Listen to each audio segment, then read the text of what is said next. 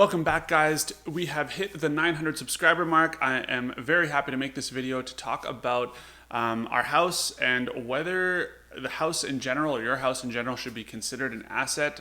Let's get into it.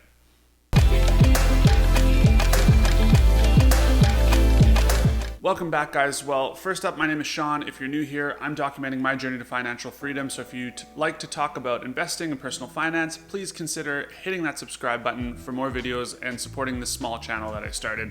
So today we're talking about home ownership.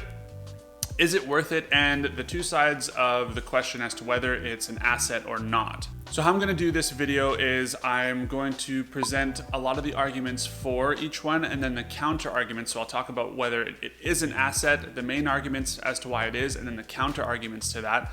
I'll talk about the main reasons people say it's not an asset and the reasons for, and then the counter arguments to those reasons as well. And then in the end, I'll just reveal the value of the place that we live in, that my wife and I live in, and then we'll continue unlocking more of the total net worth of our family. So that's what we've been doing as we've gone along. Okay, so here are some of the arguments for the house being an asset. So, and I've heard these ones a lot. So, to a bank, yes, the bank considers a house an asset. So, and then on a company balance sheet, property that is owned by that company is also considered an asset. So the counter argument, however, to that is someone who looks at this maybe not from a balance sheet perspective, but from more of a cash flow perspective. So the house may be considered an asset, but it costs money to maintain it. It costs money for utilities and for the taxes. And even if you own the house outright, like you're mortgage free, you still have to pay those things in order to use the house. Another argument for the house being an asset is that a house can increase in value. Therefore, it must be an investment and a great asset. Yeah, okay, true. Houses can increase in value. This is a huge argument. If you ever talk to our parents, they're going to say this is the best investment I ever made. Well, of course it is, because in their lifetime, even here in the city that I live in, houses here in the mid 2000s to about 2015 like tripled in price. So of course that's a great investment, but that doesn't happen all the time. In fact, if you go back and you look at history, house value increase has barely kind of stayed ahead of inflation. So while it's not the worst investment, I would consider houses being like a very safe investment. This is why when I consider the amount of money that we put into paying off the house and building our equity in the house, that's why when I turn to stocks, I get a little bit more aggressive with those to balance out the safeness of putting money in the house. Now, what I'm saying doesn't apply everywhere. If you lived in Vancouver or Toronto in the last little bit, having a house was a great investment. The value went up. But also consider that if you went to go and sell your house and you still wanted to live in one of those cities, you're going to be buying your next house at a huge premium as well. So really, you only get to reap the rewards of that investment if you downsize or if you move to a location or city that doesn't have as high of real estate prices. It's important to remember that one. Now here's another argument in owning a house. The homeowners will say if you don't have a house, well, you still have to pay rent. So you may as well own the house, and rent is just throwing your money away. Counter argument to that is it depends. Where we live, we had to do the calculation, think about how long we were living in our house, and for us, owning the home was better than renting it out.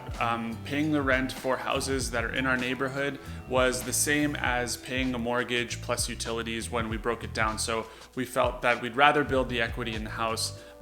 It's better than nothing. So that one, it kind of depends on the rental environment and the real estate market in your area. So you have to crunch the numbers. Okay, now let's talk about the arguments that would say that your house is not an asset. And one of the main ones is that I always hear people say it's cheaper to rent. And that is kind of like, it depends as well. It depends if you've got a bunch of roommates that you're renting with. It depends if you're looking for something for just yourself and some friends or versus yourself and your family. It depends what the real estate market is like versus the rental market.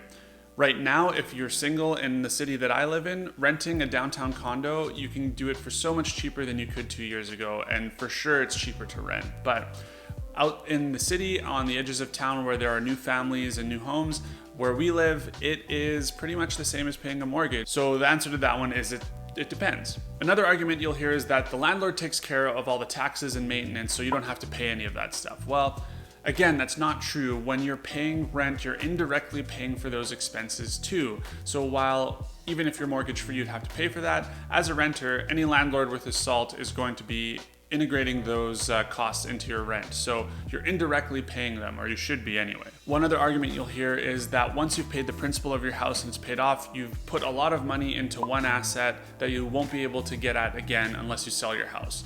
Also not true. You can always go back to your bank, remortgage, or do some financing in order to get at that house. Another argument I hear is that house hacking is super easy, and well, I'd say that also depends. You have to crunch the numbers and also check with your landlord to see if you're allowed to sublet some of the property that you're renting. If you own the house too, it's not always easy to house hack because it depends on the price that you're able to get the property at, and can you rent out rooms, and do you have enough rooms to rent out to cover your mortgage? I mean, of course it'll help, and that's better than doing nothing, but don't necessarily rent thinking like, I'm gonna be able to rent out my living room and my other second bedroom and I'm gonna be living rent free.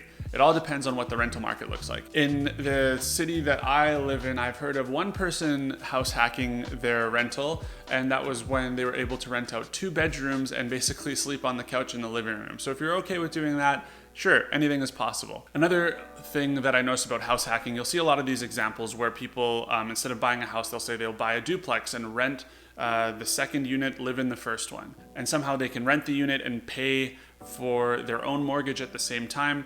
There are some cities and some environments where you can do this. You really have to do your research. But again, in my city, that wouldn't be possible. You might be able to make a small dent of a few $100s into your mortgage, but you wouldn't be able to pay off all your living expenses by just renting out one half of a duplex. The rental market, there isn't that big of a gap between rents and mortgages right now. Now, here is one argument that I kind of have a hard time fighting, but this one is fairly true in that the money that you would put in a house, especially in today's low interest environment, is better used being put into the stock market.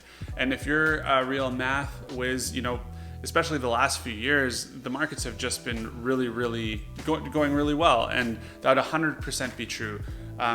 It depends, of course. If you're living in a city like Vancouver, your house might have appreciated as much as the stock market or the S&P 500 index. Not the case where I live. So in retrospect, yes, that's smart. However, there are some intangibles just about owning a home. And while it may not mathematically be the best thing to do, there's something to be said about that peace of mind and reducing your monthly cash flow out, and owning the place you want to live, having it the way you like it, and living with that peace of mind that a landlord isn't going to be knocking on your door and asking you to move anytime soon. So that is worth a lot to people like myself and my wife.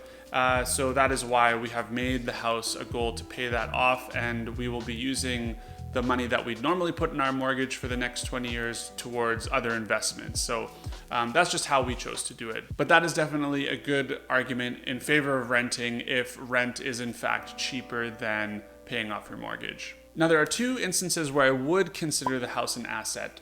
If you are buying a house to rent out, that would be definitely an asset, especially if it's cash flow positive. And or if you live in a house and you're renting out rooms and enabling yourself to at least help yourself with the mortgage or cover your mortgage, like we said before, that I would also consider the house an asset. The second scenario where I would say that I consider the house an asset is if you work from home and you use a space in your house to run your own business. Now, if you look at that from any business perspective, a company may own a factory, and the factory needs electricity and gas and needs to run, and all of those things cost money. However, the factory produces products that are generating revenue and income for the company. So it's an asset that you have to own in order to run the business and actually ultimately be profitable. So in the same way, let's say you have a photo studio or whatever small business you have, an office even, or you're a bookkeeper and you run it out of a room in your house. Well, your house is essentially helping you generate some income. So that is when I would consider it an asset as well. So in conclusion, do you consider your house an asset or not? I guess for me, it depends if you're looking at your balance sheet or your cash flow statement. On the balance sheet, especially as someone who's trying to pay off their house, yeah, I want to include that in my net worth because we've been working towards doing this for years. However, I'm not going to deny that from a cash flow perspective, a house costs money. And since in our situation, it's going to be negative cash flow either way, either in the form of rent or in the form of a mortgage and utilities, we just chose to buy it. We also knew that we were going to be sitting in this house for 7 to 10 years at least, which would be able to give it some time to appreciate and ride out any bumps in the real estate market. So we felt that building our equity in the home was kind of the best case for us. So for me, yes, I consider the house as a very conservative asset when it comes to my net worth, but definitely acknowledge that it's not cash flow positive. Now, in the spirit of transparency, I'm going to add the value of the house to the rest of my net worth because you guys are unlocking it as we go. So let's just do that really quickly before the end. The TFSA is $119,600. My RRSP, which is a combo of the stock plan and my regular RSP now, is $143,200. My lira is at $55,000. My margin's at $28,700, and the house value is $517,000, which is what we paid for. That's what we paid when we picked it up.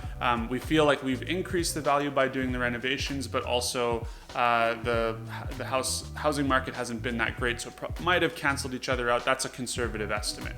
So that's the update. We're getting closer and closer. There's one more thing I'm going to talk about, which is your spouse or partner and how they factor into your net worth and why it's important to be on the same page with them. I'm going to release that video with Natalie at 1,000 subscribers, and we're almost there. So thanks again, guys, for the support. You guys have a great week. Spread the wealth. I'll see you in the next one. Bye.